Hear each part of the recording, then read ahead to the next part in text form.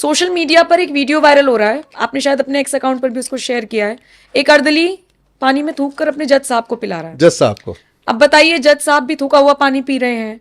और फिर अगर आप सुप्रीम कोर्ट के जज की बात सुनेंगे, सुना होगा अगर आपने, जस्टिस साहब जो हैं जो कह रहे हैं कि शायद वो केरल या दक्षिण के किसी राज्य का एग्जाम्पल दे रहे हैं, जिसमें वो कह रहे हैं कि मैं एक वहां पर शुद्ध शाकाहारी भोजनालय था मुस्लिम का और एक हिंदू का, और मैं मुस्लिम के यहां पर खाना खाता था। ये उनका तर्क है। लेकिन सिर्फ इस वीडियो की ही नहीं, बहुत सारे ऐसे मामले सामने आए हैं जहां पर ये सारी चीजें हुई और फिर सोशल मीडिया पर थूक जिहाद अगर आप अभी भी जाकर देखेंगे तो बहुत सारे वीडियो सामने आए। इस पे कैसे रोक लगेगी? फिर योगी सरकार ने अगर थोड़ा बहुत एक्शन लिया भी तो फिर आप जानते हैं सुप्रीम कोर्ट का फैसला क्या आया था। नम्रता जी, आपके सवाल में 2 सवाल है। पहला सवाल तो ये कि क्या ये योगी सरकार जो कर रही है नेम प्लेट लगाने वाली, ये ठीक है कि नहीं है, ये करना चाहिए कि नहीं करना चाहिए? तो उसका मैं पहले जवाब दे देता हूं कि भारत का संविधान में एक आर्टिकल 19 है। मैं जितनी बात करता हूं सब संविधान से करता हूं, उसके बाहर नहीं जाता हूं। आर्टिकल 19 2 फंडामेंटल राइट देता है, राइट टू इन्फॉर्मेशन और राइट टू नो। मतलब हमें यह जानने का अधिकार है कि मैं आपके यहां आया हूं तो आपका असली नाम क्या है, ठीक है। मैं आपसे मिल रहा हूं तो आप कौन है, ये मुझे जानने का अधिकार है। तो राइट टू नो और राइट टू इन्फॉर्मेशन हमारा फंडामेंटल राइट। ऐसे 2 कानून बने हुए हैं, पार्लियामेंट ने बनाया है। एक है फूड सेफ्टी एक्ट और दूसरा कंज्यूमर प्रोटेक्शन एक्ट।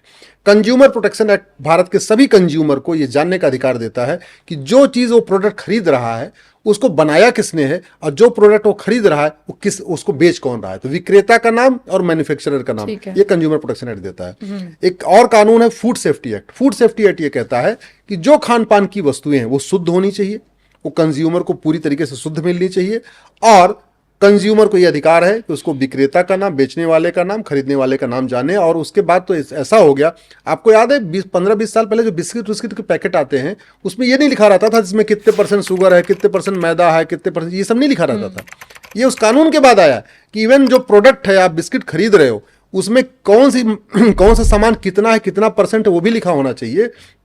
दूसरा, वो बिस्किट बेच कौन रहा है, हमको वो भी जानने का अधिकार, क्योंकि अगर बिस्किट नकली हो गया हम शिकायत किससे करेंगे अगर असली आदमी को नहीं जानते। तो पहली बात तो ये कि योगी सरकार ने जो काम किया बिल्कुल संविधान सम्मत काम किया है। बिल्कुल मुझे लगता है ये काम देश के सभी राज्य सरकारों को करना चाहिए। संविधान सबके लिए लागू है, आर्टिकल 19 सबके लिए है, पूरे देश में है, सभी राज्यों में है। तो देश की सभी राज्य सरकारों को article 19, consumer protection act, food safety act के कंप्लायंस में ये सुनिश्चित करना चाहिए कि देश के, चाहे वो ठेला वाला है, चाहे ढाबे वाला है, चाहे चाय पकौड़े वाला, कोई भी हो, हर जगह उसका नाम, उसका रजिस्ट्रेशन नंबर, उसका मोबाइल नंबर ये लिखा होना चाहिए। ये गाइडलाइन सबके लिए होनी चाहिए। लेकिन टिप्पणी में तो सुप्रीम कोर्ट की तरफ से कहा गया कि बाध्य नहीं कर सकते हैं, मजबूर नहीं कर सकते हैं। बिल्कुल बाध्य नहीं कर सकते। सुप्रीम कोर्ट के सामने अभी आधी अधूरी बात रखी गई है। पूरी बात तो ये है, बिल्कुल संवैधानिक अधिकार है, फंडामेंटल राइट है, राइट टू नो, हमें जानने का अधिकार है। विक्रेता कौन है, बनाने वाला कौन है, मैन्युफैक्चरर कौन है, विक्रेता कौन है, ये हमको जानने का अधिकार है। मैं इस PIL जो सुप्रीम कोर्ट आई है, इसका रेमिफिकेशन क्या है, इसका असर क्या है? असर यह हुआ कि पहले अगर व्हाट्सएप पे 10 वीडियो आता था तो लोग 5 वीडियो को सही मानते थे, 5 को सोचते थे यार नकली होगा। पहले व्हाट्सएप पे वीडियो आता था, 5 को देखते थे, 5 को नहीं भी देखते थे। ये सुप्रीम कोर्ट में जो लोग गए हैं, महुआ मित्रा एंड कंपनी, वास्तव में मुसलमानों के सबसे बड़े दुश्मन है। इन्होंने वहां जाके विरोध करके नेम प्लेट नहीं लगाएंगे, नेम प्लेट न कागज दिखाएंगे, न नाम बताएंगे, ये जो उन्होंने पूरा मुहिम चलाई है, इसकी वजह से अब लोगों को 100% विश्वास होने लग गया। पहले लोग थूकने पे विश्वास कर लेते थे, पेशाब वाले वीडियो पे विश्वास कर लेते थे, लैट्रिन वाले वीडियो कम से कम विश्वास नहीं करते थे। अब तो लैट्रिन वाला वीडियो भी आ रहा है, रसगुल्ले का पूरा ड्रम रखा हुआ है, रसगुल्ला बना के उसमें एक आदमी लैट्रिन कर रहा है।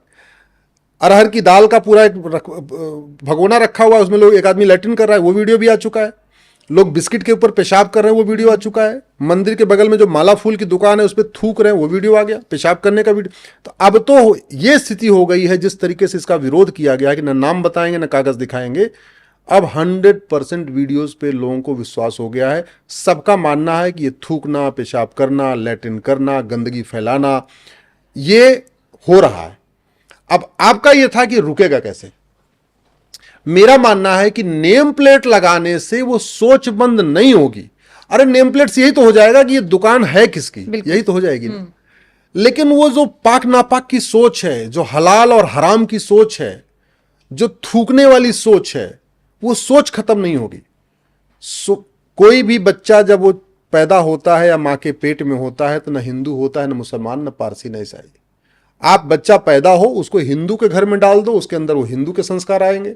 मुस्लिम के घर में डालो, उसके अंदर मुस्लिम के संस्कार आएंगे। पारसी के घर में डालो, उसके अंदर पारसी के संस्कार में। पेट में तो वो बच्चा बच्चा होता है। बिल्कुल। तो जो बच्चे का कैरेक्टर बनता है, बच्चे का स्वभाव बनता है, जो उसकी बिहेवियर बनता है, वो इस बात पे बनता है कि वो बच्चा जब पैदा हो गया उसके बाद वो क्या पढ़ रहा है, क्या सुन रहा है, क्या देख रहा है। इस पूरी समस्या का अस्थाई मूल कारण है नफरती सोच, नफरती तालीम, नफरती स्कूल, मुगलिया स्कूल। तो वास्तव में अगर इसका अस्थाई समाधान करना है तो सबसे पहले हमें भारत में मुगलिया स्कूल बंद करने चाहिए। मुगलों के समय जो मदरसे शुरू हुए थे वो आज भी चल रहे हैं। मुगलों के समय जो उनकी सिलेबस था वो सिलेबस आज भी पढ़ाया जा रहा है। मुगल के समय में जो किताब चलती थी वो आज भी किताब चल रही, कोई बदलाव नहीं किया गया। और एक बात बता दूं, भारत के मदरसों में जो किताब पढ़ाई जाती है वो अरब के मदरसों में भी नहीं पढ़ाई जाती। अरब के लोग तो पहली बात भारतीयों को मुस्लिम मानते ही नहीं है, वो तो कहते हैं तो कन्वर्टेड हिंदू हैं या हिंदू बोलते हैं। और फैक्ट भी है, स्वामी विवेकानंद ने कहा था कि कन्वर्टेड हिंदू हिंदुओं के लिए सबसे बड़े खतरा है। स्वामी विवेकानंद जी का कोट है कि हिंदुओं के सबसे बड़े दुश्मन कन्वर्टेड हिंदू हैं। और देख भी लीजिए, अल्टीमेटली कुवैत, दुबई या ईरान, इराक से कोई आगे थोड़ी यहाँ कोई समस्या, थूक रहा है या पेशाब कर रहा है, लैट्रिन कर रहा है। ये थूक पेशाब लैट्रिन कौन कर रहा है? वही कर रहे हैं जो कुछ 200-300 साल पहले चौधरी थे, त्यागी थे, यादव थे, पटेल थे, शर्मा थे, नाई थे, धोबी थे, तेली थे, अल्टीमेटली हिंदू थे ना। अब आप जरा सोचिए कि जो 200-300 साल पहले तक हिंदू थे, अब आज ऐसा क्या हो गया है कि वो जानते हैं कि वो हिंदू थे, इसके बावजूद थूक रहे हैं, पेशाब कर रहे हैं, लैट्रिन कर रहे हैं। सोच कहां से आई? तालीम से। समाधान क्या है? मुगलिया स्कूल बंद कर दीजिए। भारत में सबसे पहले माइनॉरिटी को डिफाइन करिए, माइनॉरिटी कौन है। ये जो माइनॉरिटी मेजॉरिटी का जहर घोल रखा है और माइनॉरिटी के नाम पे विशेष दर्जा दे रखा है, विशेष उनको स्कूल खोलने का छूट दे रखा है, इसको बंद करना होगा। भारत में समान शिक्षा लागू करना होगा। भारत में यूनिफॉर्म एजुकेशन सिस्टम लागू होगा। 1 नेशन 1 सिलेबस, 1 नेशन 1 करिकुलम, एक देश एक शिक्षा बोर्ड, यूनिफॉर्म एजुकेशन कोड लागू करना होगा और कठोर कानून बनाना होगा। इंसान तभी ठीक से काम करता है जब उसके अंदर संस्कार हो, उसकी शिक्षा संस्कार वाली हो और कानून का खौफ हो। दुर्भाग्यवश नफरती स्कूल चल रहे हैं, विशेष दर्जा मिला हुआ है, मुगलिया अभी स्कूल अभी भी चल रहे हैं, मुगलिया सोच अभी भी चल रही है। तो वो बच्चा पैदा होते ही वो रेडिकल हो जाता है। और फिर कानून भी हमने कठोर नहीं बनाया। इतने वीडियो आ गए थूकने के, पेशाब करने के, लैट्रिन करने के। मुझे आप बताइए, आज तक किसी भी थूकने पेशाब करने लैट्रिन वालों को 10-20 साल सजा हुई क्या? हमारे पास ऐसा कानून ही नहीं है। हमारे पास ऐसा कानून नहीं है कि हम थूकने पेशाब करने, लैट्रिन करने वाले जो खान पान के सामान पे थूकते पेशाब करते हैं, लैट्रिन करते हैं, माला फूल पे करते हैं, उनको हम 10-20 साल सजा का प्रावधान करते हैं। आखिर क्या कारण है कि दुबई में भी तो मुस्लिम रहते हैं, हिंदू रहते हैं। आपने कभी सुना कि दुबई का जो मुस्लिम है वो दुबई के हिंदुओं के खाने पान के सामान पे थूकता हो, पेशाब करता हो, लैट्रिन करता हो? अरब में कोई थूकता पेशाब करता, लैट्रिन क्यों नहीं लैट्रिन करता? कभी आपने चीन में सुना कि कोई वहां का बंदा दूसरे के खान पान के सामान पे थूक रहा हो, पेशाब कर रहा हो, लैट्रिन कर रहा हो? ये भारत में क्यों हो रहा है? इसका मतलब थूकना, पेशाब करना, लैट्रिन करना विश्वव्यापी समस्या नहीं है, क्योंकि पूरी दुनिया में नहीं है। इसका मतलब थूकना, पेशाब करना, लैट्रिन करना लाइलाज समस्या नहीं है, क्योंकि ये तो दुबई में नहीं है, अरब में नहीं है, कुवैत में नहीं है, ईरान में, क्या बोलते हैं आपके, सिंगापुर में नहीं है, जर्मनी में नहीं है, अमेरिका में नहीं है, रूस में नहीं है। भारत की शिक्षा व्यवस्था को बदलना पड़ेगा और कठोर दंड की व्यवस्था करना पड़ेगा। शिक्षा में संस्कार हो, कानून का खौफ हो, फिर बिल्कुल सब ठीक से चलेगा। और नहीं तो नेम प्लेट लगाने से ये अस्थाई समाधान नहीं है। नेम प्लेट्स के लिए इतना हो जाएगा कि नेम प्लेट रहेगी, लोग देखेंगे और वहां से चले जाएंगे, और फिर उनके हाथ में है कि उनको जाना है या नहीं जाना, बस इतना ही है। अस्थाई समाधान नहीं है। अच्छा, हलाल सर्टिफाइड प्रोडक्ट्स को लेकर भी काफी कंट्रोवर्सी हो रही है। मैं तो अभी एक कहीं पे खबर पढ़ रही थी कि दक्षिण के किसी राज्य में हलाल बिल्डिंग खड़ी कर दी गई है। ये आप मुझे हलाल का कॉन्सेप्ट समझाएंगे, हलाल क्या है और क्यों इसको लेकर इतना विवाद है? फिर ये हलाल सर्टिफाइड प्रोडक्ट्स क्या है? बहुत सारे लोग सुनते हैं लेकिन समझ नहीं पाते, कंफ्यूजन रहता है। देखिए, एक है पाक नापाक। ठीक है कि मैं पाक हूं, मैं इस्लाम को मानता हूं तो मैं पाक, और जो इस्लाम को नहीं मानता हूं नापाक।